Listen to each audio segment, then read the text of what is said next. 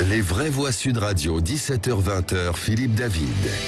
Retour des vraies voix avec Philippe Bilger, Anne Mazoyer et Tom Conan. En termes de risque pour la France, le risque d'importation de cas depuis Wuhan est modéré. Aujourd'hui, il n'y a aucune indication à acheter des masques pour la population française. Les risques de cas secondaires autour d'un cas importé sont très faibles. Les risques de propagation du virus dans la population sont très faibles. Il y a des moments, j'ai vraiment l'impression que vous me prenez pour un imbécile. Hein. Les vraies voix Sud Radio. Bravo Jamel pour ce montage. Agnès Buzyn a été convoquée aujourd'hui par la Cour de justice de la République où elle pourrait être mise en examen pour mise en danger de la vie d'autrui pour sa gestion de la crise sanitaire lorsqu'elle était ministre de la Santé au début de la pandémie de fin 2019 jusqu'à son départ du ministère le 16 février 2020. Une mise en examen qui pourrait être suivie par celle d'autres membres du gouvernement de l'époque ou actuelle. Bernard Jomier, médecin généraliste et par ailleurs sénateur apparenté PS, ancien rapporteur de la commission d'enquête sénatoriale sur la gestion de la crise sanitaire, s'est inquiété de cette possible mise en examen en évoquant, je cite, un risque de judiciarisation de la vie politique. D'où notre premier débat. Agnès Buzyn convoquée à la CJR. Le gouvernement d'alors a-t-il mal géré l'épidémie? Vous êtes 94,4% à dire oui. Avec nous, Patrick Vignal, pardon. Je le vois et ça m'a troublé. Patrick Vignal, député La République En Marche de l'Hérault. Bienvenue sur Sud Radio. Alors Patrick Vignal, on est content de vous avoir parce que vous parlez vrai. C'est pour ça qu'on aime vous avoir dans les vraies voix. Vous avez entendu les sons d'Agnès Buzyn quand elle avait déclaré que le virus ne passerait pas la frontière. Comme Charles Pasqua avait dit sur le nuage de Tchernobyl, ça mériterait plutôt quoi? Du goudron et des plumes ou une mise en examen? Vous savez déjà, je voudrais dire à notre ami Bilger que je suis assez inquiet parce que j'ai vu qu'il voulait piquer la place de Brigitte Lahaie. J'ai bien peur que ces émissions soient assez extraordinaires. Donc, cher ami, pour l'instant, restons concentrés sur la Covid-19. Alors, plus sérieusement, si vous voulez, je l'ai toujours dit sur votre antenne, on n'a jamais eu les bonnes solutions. Voilà. Personne n'a les bonnes solutions. Ce Covid est compliqué. On a eu des variants. Et c'est vrai que je dédouane pas Agnès Buzyn, mais il y a deux niveaux là. Il y a d'abord l'expression de Agnès Buzyn. Je pense qu'elle a fait confiance aux scientifiques, à son personnel ministère de la Santé qui a dit « Madame la ministre, vous devez annoncer, parce que nous l'avons vérifié, que le masque n'est pas obligatoire ». Après, on a dit à Madame la ministre « Ah, Madame la ministre, ça devient compliqué, ce variant s'installe ». Si vous voulez, le vrai débat que l'on a aujourd'hui, c'est que tout le monde était dans le flou. Nous, la majorité, on n'a pas trouvé les bonnes solutions. On a essayé de trouver les moins mauvaises. Et puis quand même, vous le savez, sur vos plateaux, un scientifique, une réflexion. Le monde médical s'est divisé. Le monde politique, n'en parlons pas, parce qu'il y a des élections bientôt. Et je suis gêné parce que j'ai l'impression qu'en France, on est du sauve qui peut ou du chacun pour soi. Et ça m'inquiète pour l'avenir. Voilà, ça c'est ma première réflexion. Et la deuxième, si vous voulez, je m'interroge effectivement, vous voulez, vous, que les politiques parlent vrai. Mais quand ils parlent vrai, quand ils essayent de l'agilité, quand ils veulent faire bouger cette administration centrale qui est compliquée, ils prennent des risques. Donc qu'est-ce qu'on veut du politique? Qui prenne des risques et qui se retrouve devant une juridiction, et heureusement qu'elle existe, ou qui continuent à avoir leur langue de bois et qui ne prennent pas de risques pour sauver ce pays? Philippe Bilger. Pratiquement, je suis d'accord avec Patrick qui offre ce grand avantage d'être un député En Marche qui parfois a raison.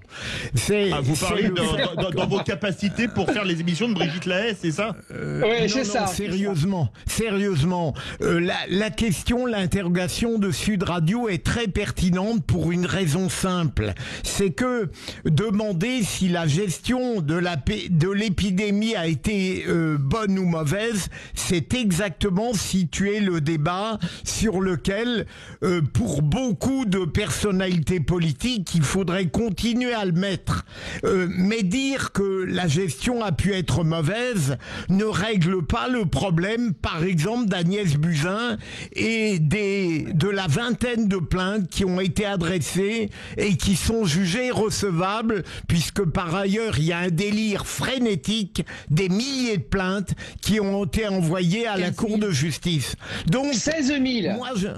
Je ne discute pas le fait que lorsqu'un politique commet une infraction pour cette épidémie, comme pour d'autres choses, il faut le poursuivre lorsque l'incrimination est assurée, mais il faudra bien faire le départ. Et là, je rejoins Patrick, entre ce qui relève d'une infraction et ce qui relève d'une gestion peut-être médiocre, désinvolte ou fautive de l'épidémie. Ça n'est pas parce qu'Agnès Buzyn a dit des choses qui sont avérées ineptes quelque temps plus tard qu'elle a nécessairement commis des infractions. D'ailleurs, je n'en dirai pas plus puisqu'on l'interroge en ce moment. Donc la grande difficulté sera en effet de faire le départ entre le pénal et le non pénal, même s'il a pu être négligent.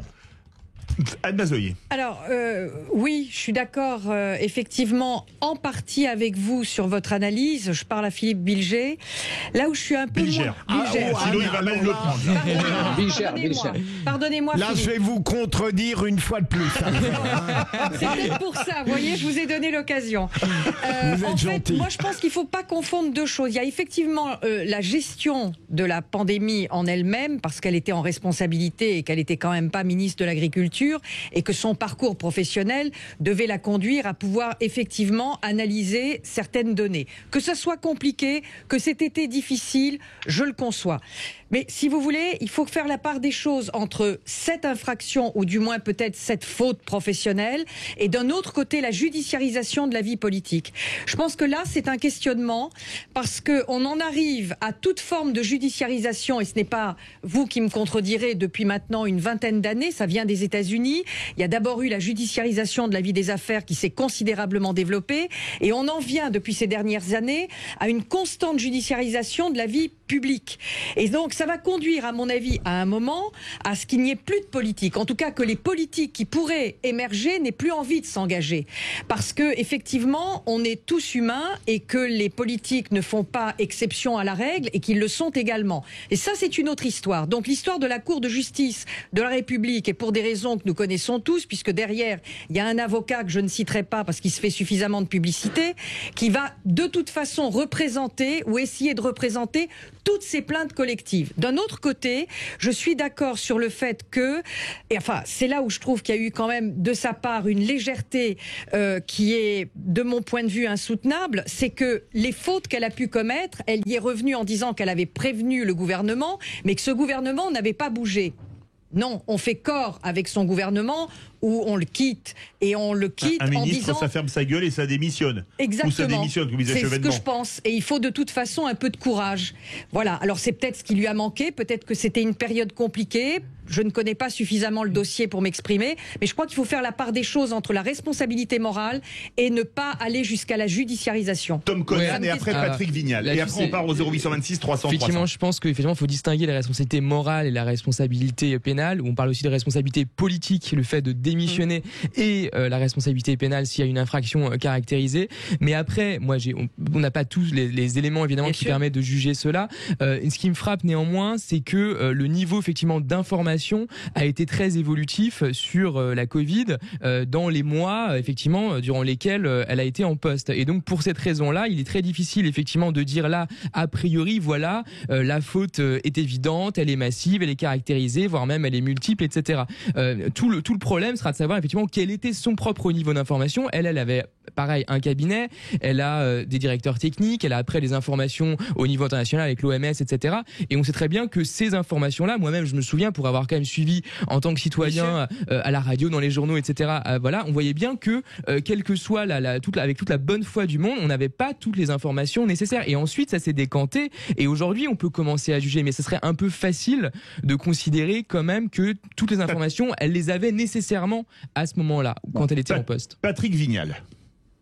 Vous savez, le vrai débat, en fait, est-ce qu'aujourd'hui, le politique peut changer la vie des citoyens? Ça, c'est le vrai débat. Et après, aujourd'hui, où on en est avec le politique? Est-ce que vous vous rendez compte qu'aujourd'hui, en France, il y a des médecins qui reçoivent des balles dans leur boîte aux lettres, qui se font menacer de mort? Nous, les politiques, on est habitués. Moi, depuis 2012, j'ai pas un mois sans une menace. On va venir chez vous, on va vous égorger. Et pourquoi tout cela? C'est ça le vrai débat, messieurs, dames, qu'il faut avoir. Est-ce que la politique sert à changer la vie des gens? Et là, est-ce que pour faire de la politique, est-ce que c'est un métier? Quel est l'ancien monde, le nouveau monde? Qu'est-ce qu'on doit avoir comme qualité pour faire de la politique? Parce que, madame, vous avez raison. Moi, j'ai des amis qui voulaient s'engager, qui ont des métiers qui leur passionnent. Ils ne s'engageront plus.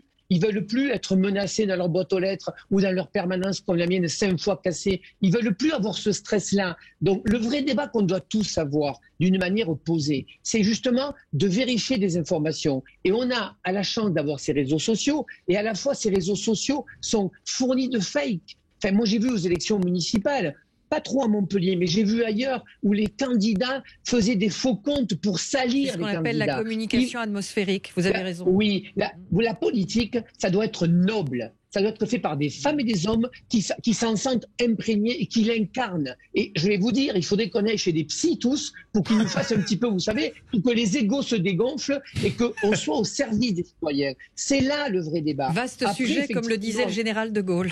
Patrick Vignal. Et après, si vous voulez... Oui. Allez-y. Parce qu'après, on part au 0826 300 300. Rapidement, moi, ce que je voudrais dire aux Français, on n'a pas tout fait de bien. Mais je voudrais leur dire qu'ils puissent repérer les politiques qui sont là que pour se servir et pas servir les citoyens, et ceux qui ont des égos tellement énormes qu'ils ne vont pas résister à cette pression. Moi, je crois à la démocratie active. Moi, je crois d'aller toujours au bas des immeubles. Mais je vous accorde que des fois, j'ai autour de moi des amis proches avec qui on s'est disputé, on mange plus ensemble parce qu'ils sont anti-vax, mais certains, c'est un geste politique très peu, et d'autres ont vraiment peur.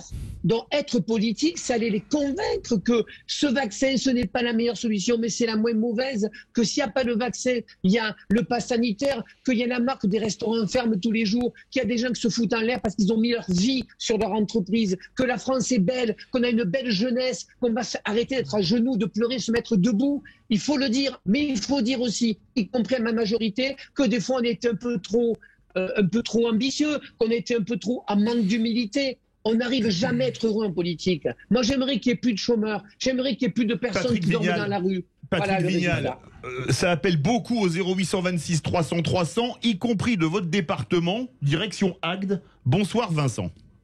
Bonsoir. Vous êtes le deuxième héroltais du débat, après Patrick Vignal, et vous voulez réagir à notre question. Agnès Buzyn convoquée à la CJR, le gouvernement d'alors a-t-il mal géré l'épidémie ? Alors, il y a un bouquin que je ne me souviens plus l'auteur, mais qui est la gestion du risque. Et le problème, c'est que au niveau de la gestion du risque, comme ça coûte du pognon, et que le problème, l'État n'ayant pas de pognon, tout ce qui était en prévention, parce que à l'époque, il y avait un ancien ministre de la Santé qui est la ministre de la Culture, la Roselyne Bachelot. Au moment de la China, elle avait fait un système de réserve sanitaire, réserve de masques, etc. Qui d'ailleurs qui a été utilisé pendant cette crise-là. Et celui qui a signé le décret pour supprimer cette réserve, je crois que c'est le professeur Salomon. Alors c'est possible, j'ai pas l'info exacte, mais c'est vrai, c'est ce que dit Anne Mazoyer. Oui, donc à partir de là, on a une mauvaise gestion du risque en France, mais ça c'est n'importe lequel. Ça coûte du pognon et comme on doit faire des économies, on a gratté sur ce qu'il pouvait parce qu'on dit on l'a pas utilisé, donc on gratte. Et là, découvre tout ce qui était en gros pour faire la réserve, pour préparer un éventuel risque. Finalement, quand l'eau est arrivé, là on l'a payé cher et de suite, que ce soit en financier, parce qu'il n'y a plus refaire construire les stocks, construire les trucs. Donc ça, c'est voilà. Mais à partir de là, il y a une mauvaise gestion du risque, et cette mauvaise gestion du risque, elle est pas forcément liée à ce gouvernement, mais liée à toute une ligne. Merci Vincent Dac, c'est une remarque extrêmement intéressante. Vous me permettez que je titille Philippe Bilger?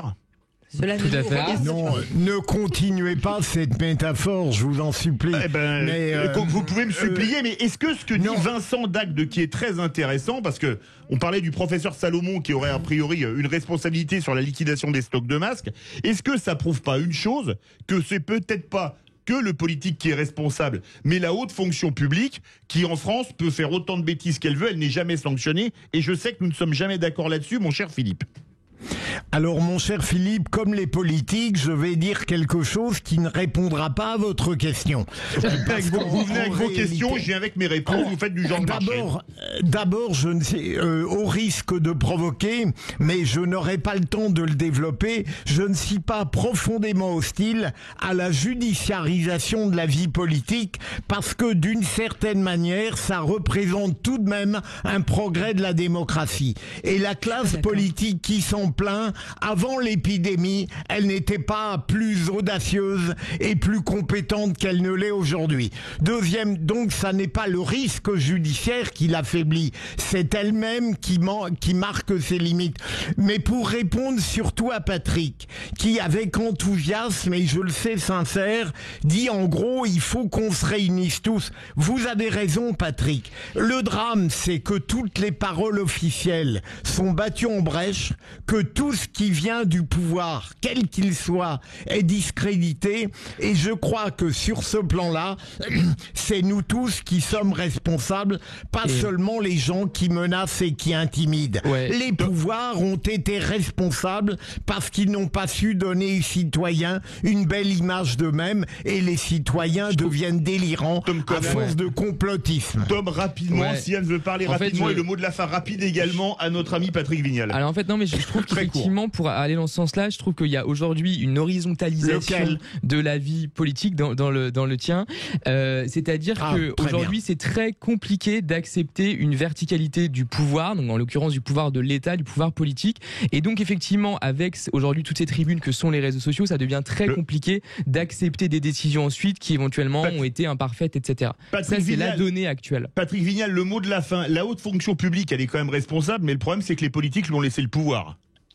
Écoutez, quand des gens disent au ministre, vous êtes que de passage, moi je serai pendant longtemps, ça veut dire que le ministre, c'est pas son job. Le pouvoir politique décide, l'administration propose, et le pouvoir politique doit décider parce que c'est lui qui va aux urnes. Mais un dernier point, on s'en sortira le jour où on aura des gens qui seront capables de composer avec une opposition. Il nous faut une opposition forte en France pour faire avancer le débat, et là on aura une France conquérante et politiquement correcte. Merci Patrick Vignal, député LREM de l'Hérault. Verdict sur Twitter, vous êtes 95,5% à dire oui. Agnès Buzyn, convoquée devant la CJR, le gouvernement d'alors a mal géré l'épidémie. Eh bien mes amis, on va faire une heureuse ou un heureux au 0826 300 300, oui, avec monalbumphoto.fr. Vous allez gagner un bon d'achat de 150 € pour des livres photos personnalisés, ou pour des calendriers photos personnalisés, ou pour immortaliser sur papier vos plus beaux souvenirs. Alors les vraies voix, je vais vous solliciter. Dites-moi un chiffre entre 1 et 5, Anne. 7. Tom. 3. 10. Philippe Bilger. 2. 12. Tiens, allez, il est resté avec nous. Patrick Vignal. 1. 13, le 13e appel au 0826 300 300 gagne un bon d'achat de 150 € sur monalbumphoto.fr pour des livres photos, des calendriers photos. Ça se passe tout de suite au 0826 300 300. On se retrouve avec Philippe Ross pour sa chronique présidentielle.